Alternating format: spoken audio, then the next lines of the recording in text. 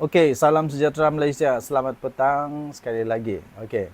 Ramai yang tanya dengan saya, apa sudah terjadi, apa berlaku perkembangan terkini kepada siasatan SPRM kepada bekas Perdana Menteri Datuk Seri Ismail Sabri Yaakob. Jadi ini adalah keputusan terkini. Siasatan SPRM ke atas Ismail Sabri. Kita sudah tahu apa yang berlaku, kronologinya bagaimana, dan ada harta, bukan harta sebenarnya, ada aset, ada wang,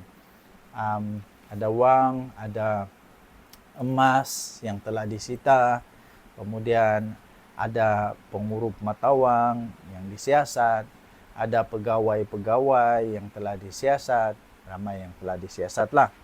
Okey, jadi kita tahu dalam keadaan itu semua orang mau tahu apa perkembangan seterusnya. Okey, so saya ingin kongsikanlah siasatan SPRM ke atas Ismail Sabri.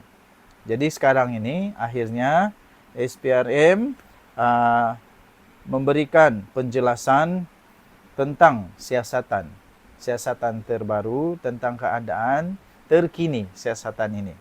Siasatan SPRM ke atas Ismail Sabri baru sampai 15 hingga 20%. Wow, susah nih, lama nih. Oh, kenapa nih?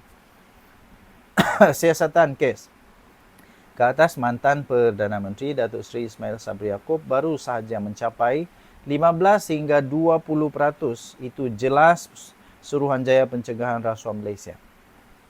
Ini kerana siasatan ke atas pengisytiharan harta mengambil masa yang panjang. Demikian kata Ketua Pesuruhjaya Tan Sri Azam Baki. Beliau berkata mengisytiharkan satu hal. Yang pentingnya dari segi memastikan apakah yang diisytiharkan itu benar atau tidak. Katanya ketika ditemui di satu persidangan anti rasuah. Azam juga mengesahkan, jadi dia mengesahkan bahawa Ismail Sabri akan dipanggil semula untuk merekod kenyataan. Setakat ini, Ismail Sabri sudah merekodkan kenyataannya sebanyak 9 kali. Pengisytiharan harta telah dilaksanakan pada 10 Februari yang lalu. Siasatan kemudiannya dimulakan pada 19 Februari. 6 hari lain, Ismail dipanggil untuk soal siasat dan setiap sesi mengambil masa 6 jam. Ismail Sabri sedang disiasat ekoran penemuan wang tunai berjumlah 170 juta ringgit Malaysia dan 16 kilogram jongkong emas di beberapa lokasi. Okey, tuan-tuan dan puan yang dihormati sekalian. Sekali lagi, kita jangan timbulkan sebarang spekulasi ke cerita fitnah, tidak ya. Kita tunggu keputusan daripada SPRM. Biar segala-galanya benar-benar keluar dari SPRM. Jangan pula ditunggang oleh puak-puak penunggang. Tapi setakat ini syukurlah sebab belum ada. Okey, belum ada. Dan setakat ini kita perlu memuji, kita perlu respect, salut kepada Suruhanjaya Pencegahan Rasuah Malaysia ini yang telah bekerja dengan baik, menjalankan tugas mereka dengan sangat-sangat baik, sehingga sekarang semua orang tidak lagi sewenang-wenang lah, tidak lagi sewenang-wenang, kan? Boleh ambil rasuah, minta rasuah, semua mau minta sogok lah, apalah, inilah, itulah, salah guna kuasa lah. Sekarang tak main-main. Kita ada Perdana Menteri yang betul-betul serius bersama dengan Pakatan Harapan. Belum pernah ada mana-mana Perdana Menteri yang begini betul-betul serius. Ini ekoran daripada Tita yang di Pertuan Agong yang sebelum ini. Kebawa Duli Yang Maha Mulia Sultan Pahang pada ketika ini. Okey. So, tahniahlah diucapkan kepada SPRM, palan-palan kita. Tinggalkan komen. Bye. Salam sejahtera Malaysia. Denyut nadi suara rakyat bergema di channel ini. Saya betul-betul kesian kepada pemimpin-pemimpin Perikatan Nasional. Pemimpin-pemimpin bersatu, kan? Pemimpin-pemimpin PAS, pemimpin-pemimpin secara umum Perikatan Nasional lah. Kita kesian dengan diorang ni. Kesian apa? Kerana mereka tidak boleh move on. Kalau kalah, kalah lah. Apa yang mau dibanggakan dengan kalah? Ada orang tu kita bangga kerana ini. Siap cakap lah, ya mana 18,000? 18,000 kah, 13,000 kah, 11,000 kah, yang penting menang. Satu undi pun kalau menang, menang dia. Menang juga. Yang penting menang. Yang penting menang. Kalau kalah, kalah lah. Move on lah. Kalah, kalah lah. Ini PAS masih tak move on. PRK Air Kuning. Anggap UMDAP pula sucikan DAP. Ini daripada Harapan Daily.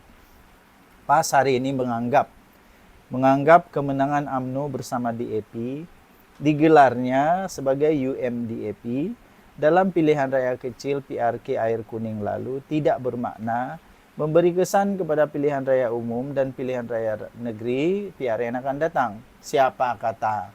Inilah gambaran dia. Inilah gambaran dia bahawa Perikatan Nasional memang lingkup habis.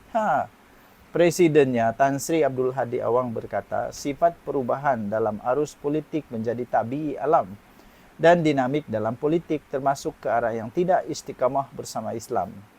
Menerusi artikelnya yang dimuatkan dalam Minda Presiden, ahli parlimen Marang berkenaan berkata, kejayaan calon UMDAP bersama Pakatan Harapan PH dalam PRK Air Kuning ialah hasil kejayaan UMNO menubuhkan UMDAP yang mempersuci DAP yang anti-Islam secara terbuka.